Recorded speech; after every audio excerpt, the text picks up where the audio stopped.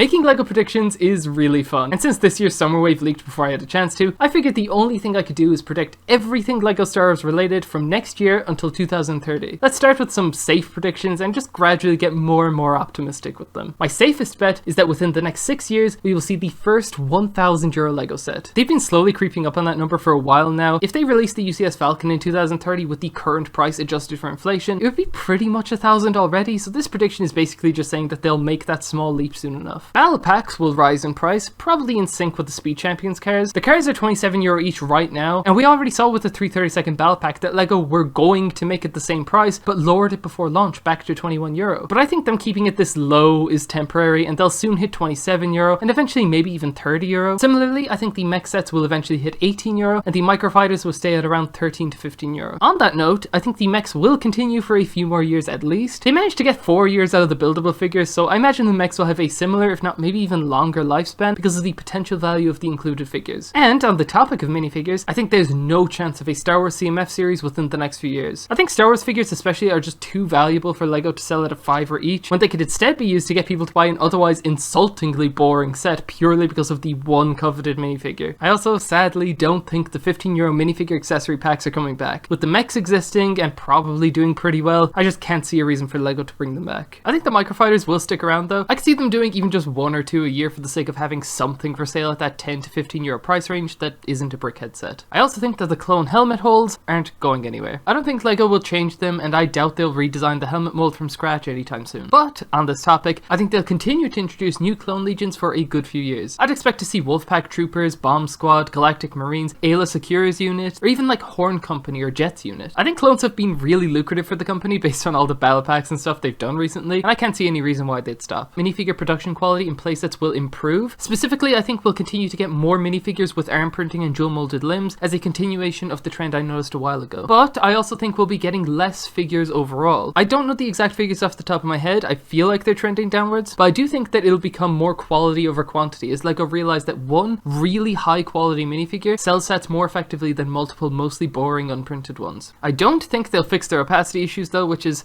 really annoying, but like it's been a problem for years now, and if they actually cared about it, they'd have fixed it by now. Like, they have the technology. Slave Leia will return, but she'll be renamed to Hut Slayer Leia or something to that effect. She may even show up as early as the UCS Sail Barge later this year. I think the lightsaber hilt mold will stay exactly the same. I think introducing custom hilts on a per character basis would be way more effort than they think is worth. Getting a little bolder now, I think the 50th anniversary of A New Hope in 2027 will be an incredible year for original trilogy fans, with LEGO going all out with a bunch of iconic playsets like an X-Wing, Imperial Star Destroyer, Millennium Falcon, TIE Fighter, and like a Sandcrawler too. Maybe even a Luke's Landspeeder if they're feeling particularly dangerous. I also think they'll have 3 UCS sets that year, which I'll get into later. I think sound bricks, as seen in the Sorting Hat Harry Potter set, will eventually make its way into UCS sets. Probably just like engine noises for big ships and stuff. I think this purely because they put way too much effort into creating that sound brick for it to be a one-off inclusion in a set. Speaking of UCS sets, I think they'll dive into the prequels and TV shows more often for them going forward. I think the Razor Crest and Venator were received really well, and I could see them throwing a bone at the non-original trilogy content more often as a result. Of the 11 UCS sets I imagine will come out in these 5 years, I would wager at least 5 of them will be non-original trilogy. When it comes to the diorama and Starship collections, I think both of them have a good few years left in them, but both of them will succumb to the same fate as the Helmet collection, in that the sub-theme will retire just a bit earlier than people would have liked. For the dioramas, I'm thinking maybe 2026 it retires, and 2028 or 29 for the Starship collection. The diorama collection I think will be replaced by something like an architecture collection, where they take planets or locations like Naboo or Tatooine or whatever, and make some architecture style sets based off them. Imagine like the Great Pyramid of Giza set, but it's a Jedi temple, or the Hogwarts Castle and Ground set, but it's Naboo with like waterfalls and stuff. I'm thinking like iconic locations built in a detailed micro-scale way with a thin black frame around the base with a printed tile piece. I think the Starship collection will be replaced by a blaster slash lightsaber hilt collection, probably not named the weapons collection because that kind of gives vibes that LEGO probably want to avoid. So instead they might call it something like the utility collection or something like that, so they can do life-size binoculars and holo projectors or something as well if they so wanted to. I think this is the direction they take because the helmets had these elegant black stands before they got replaced by the Starship collection, which also had these elegant black stands, and I think like Han Solo's blaster or some lightsaber hilts would give the same vibes for more or less the same price. Also, just to combine 2 of these predictions, if they do decide to do the blaster or lightsaber hilt collection, the sound bricks could also be included in those. Imagine having a life-size Han Solo's blaster that plays a sound when you pull the trigger, or Luke's lightsaber that makes the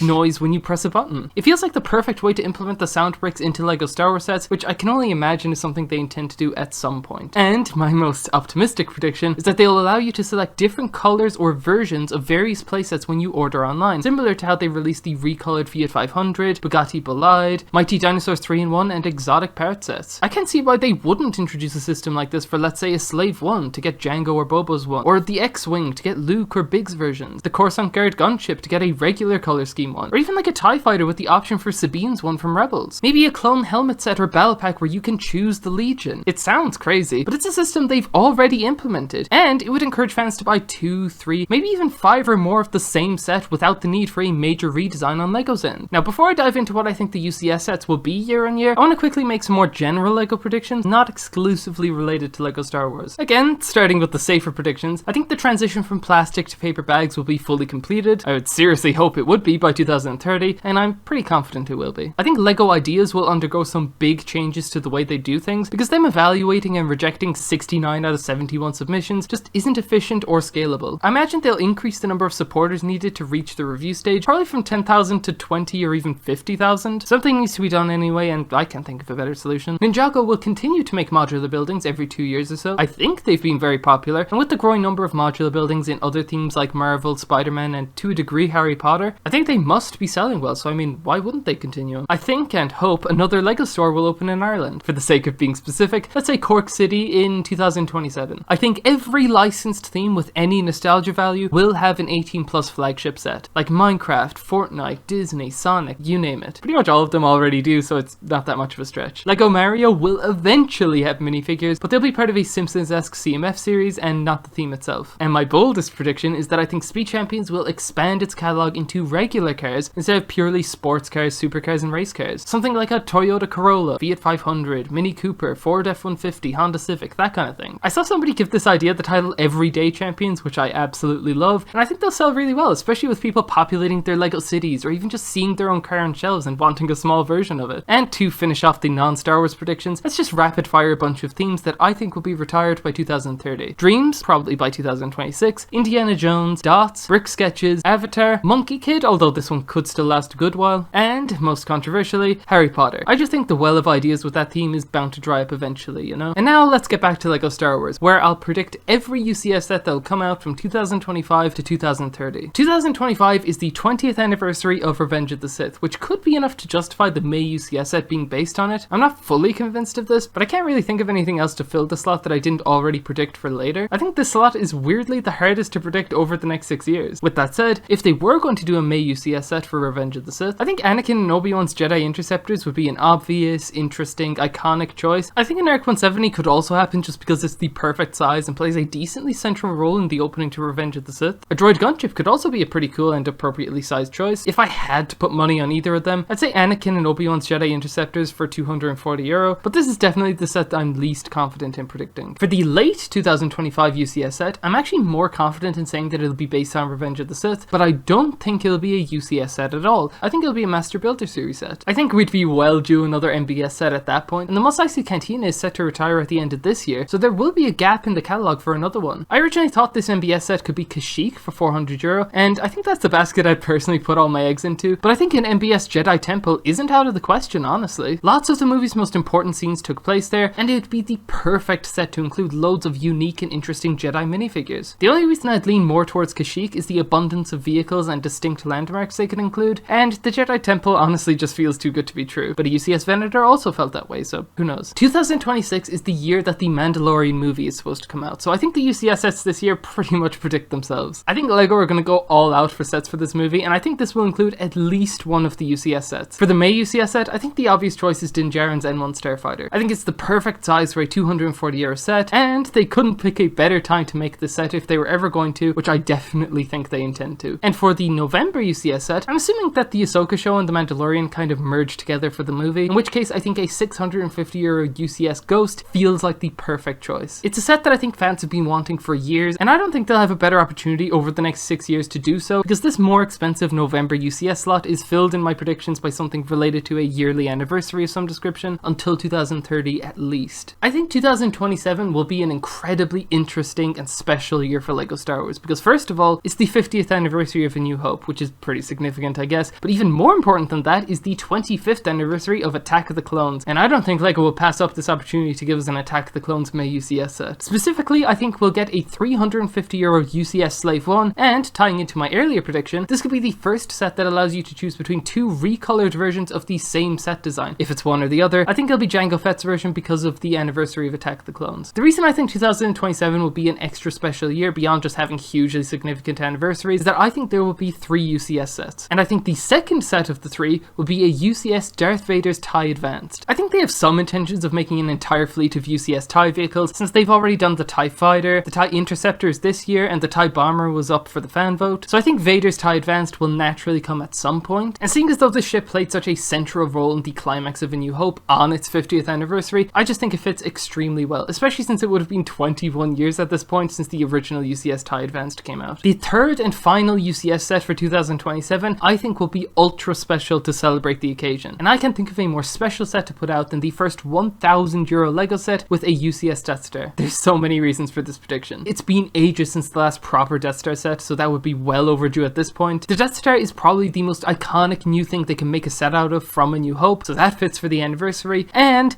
I don't think they can make another set that could possibly justify breaking that €1,000 barrier. It's too perfect on so many levels. I'll actually be pretty disappointed if they don't do this. 2028 would be the 20th anniversary of the Clone Wars. The 25th anniversary if you count the 2003 show, which LEGO do based on the UCS vendor last year, which, while pretty substantial, admittedly still isn't as big of an anniversary as the previous year, so I don't fully believe that these UCS sets would both be based on the Clone Wars, but this is one of those situations where I really don't have anything else to go off, and I really struggle to think of an original trilogy ship to fill these slots, so I'm just going to roll with it. As €240-ish UCS Clone Wars sets go, I think you have loads of options. They could do a V-19 Torrent, a V-Wing, a Mandalorian Starfighter, an AAT, a Republic fighter tank, a Jedi Starfighter, a droid gunship, a T6 shuttle, or even like Captain Rex's Y-Wing if they really wanted to. With that said, I'm personally going to predict a UCS Soulless 1 for €270. I think at this point inflation would push the €240 sets to be €270, and historically they've used General Grievous as an excuse to overcharge for sets, so it could like soften the blow of the price hike in that way. Plus Grievous is one of the main antagonists of the Clone Wars, and I think the ship is really distinct and cool looking, with easily enough lore to fill up the instructions preamble pages. If they do the Jedi Interceptor Duo UCS set in 2025 too, this would pair amazingly well alongside them. Genuinely any one of these sets could work, and there's no strong reason to choose this over any of the others. I just picked this because its name is cool and it just feels right. The second UCS set of 2028 is admittedly as optimistic as I'll get in this video, so before I say any more, I must remind you that the UCS Venator did come out, so anything is possible. Sticking to the loose and hopeful idea that they'll celebrate the 25th anniversary of the Clone Wars with both UCS sets, I think the second set will be a €700 UCS ATTE. I think this one needs no explanation, like it's one of the most iconic fan favorite vehicles in the Clone Wars, and it would make for an incredible UCS set in that Razor Crest or Venator price point. I said €700 because that would be the same price as the Venator adjusted for inflation. Maybe we'll get lucky with the anniversary, you never know. Genuinely, of the two options, I think the UCS Venator would be like the less likely thing, so we'll see. 2029 is a year with pretty much no significant anniversaries. Sure, you have 30 years of LEGO Star Wars and The Phantom Menace, but 30 isn't really nearly as significant as 20, 25, or 50. So after the last 2 years of celebrations, and with another big one coming in the next year, surely they can't celebrate every anniversary every time. Like, they gotta pick and choose to keep the celebrations feeling special. Picking an original trilogy May UCS set is really difficult. Like, honestly, it's way harder than picking Clone Wars ones purely because they've done so many already. But if I had to throw something out here for the sake of the slot, I'd say a remake of the UCS B-Wing from 2012 feels about right. It would have been 17 years since the original set at this point, and it's one that I personally missed out on and would like a remake, so I'll throw this in here because I have no better ideas. Maybe a T-16 Skyhopper? I don't know. For the November UCS set of 2029, I actually think it'd be about time for the next Master Builder series set. Most likely an original trilogy one, because if the rest of my predictions are true, then we would have been spoiled for non-OT stuff at this stage. And when it comes to MBS sets that are overdue, I think the obvious choice is an Endor bunker set for €450. Like, there's demand already for that today, let alone in 5 years time. There's no real special reason for Endor specifically this year, other than it's the obvious next choice for an MBS set, and I gotta fill the slot with something. 2030 is yet another significant anniversary year. The mathematicians among you can deduce that if the 50th anniversary of A New Hope was in 2027, then 2030 would be the 50th anniversary of The Empire Strikes Back. Arguably the best Star Wars movie ever made, which is pretty significant to a point that I think both sets will comfortably be based on Episode 5. For the May UCS set, I think they'll finally complete the TIE collection with a UCS TIE Bomber for €270. I'm not sure if they'd revisit revisit failed fan vote sets like this, but if they do, this feels like the time to do it since it's a ship seen in episode 5, and honestly there isn't a load of options outside of that unless they revisit the Snowspeeder or Slave one, which would honestly be too boring to predict. And finally, the more expensive UCS set of the year could be, in my mind, one of two things. The first would be a remake of the Superstar Destroyer from 2011, probably for 700 or 850 euro, maybe even 1000 euro. It's seen in episode 5 so it fits, and it would have been 19 years since the original set at that point. I can really see them upgrading it in the same way they did the Imperial Star Destroyer a few years ago. What I think is more likely would be the other rejected fan vote set with a UCS Nebulon B frigate for 700 euro. It was already on their minds just from being a part of the gunship fan vote. It'd be an incredible and unique set, and most importantly, it is the closing shot of episode 5, which feels perfect. Like, what better way to celebrate the 50th anniversary of the movie? The preamble section just writes itself at this point. And there you go, every LEGO related prediction I could possibly make for 2025 through 2030. This is one of those topics that can get really annoying. Like, I'm sure as soon as I upload this, I'll think of 3 or 4 new predictions that I wish I would have included, but I gotta cut it off somewhere, so this will have to do. Feel free to share your own predictions. I think it's a topic that's always fun to read and engage with. Thanks for watching, and farewell.